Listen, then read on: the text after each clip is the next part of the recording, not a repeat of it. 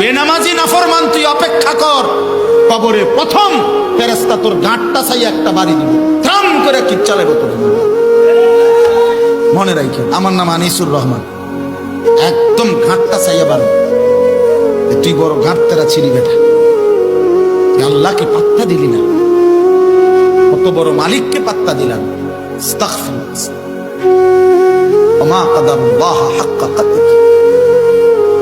আল্লাহ তাআলা বলেন, হায় বান্দা তোমরা আমাকে কদর করতে পারো না, আমাকে চিনলা না বান্দা। আরে করলা কি তুমি, তার সাথে তোমরা কি করছো? ইস্তাফতি কলবা। নবী সাল্লাল্লাহু আলাইহি ওয়াসাল্লাম বলেন, উম্মত তোমার দিলকে প্রশ্ন করো, তোমার জিন্দেগীর হালাত। ইজা সাররাতকা হাসানাতুকা ওয়া সাআতকা সাইয়্যাতুকা ফাআনতা মুমিন।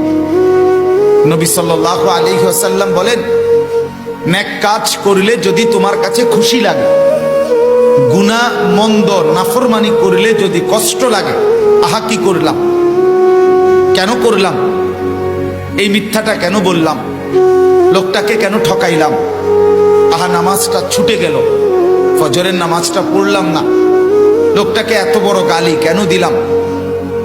এই মিথ্যা, চুরি, অন্যায়, গুনাহ নাফরমানি করলে নবী সাল্লাল্লাহু আলাইহি ওয়াসাল্লাম বলে, যদি তোমার কষ্ট লাগে, ব্যথা লাগে, হৃদয়ে অস্থিরতা লাগে, বেচাইনি, আর নেক কাজ করলে যদি ভালো লাগে, যে আমি একটা মসজিদ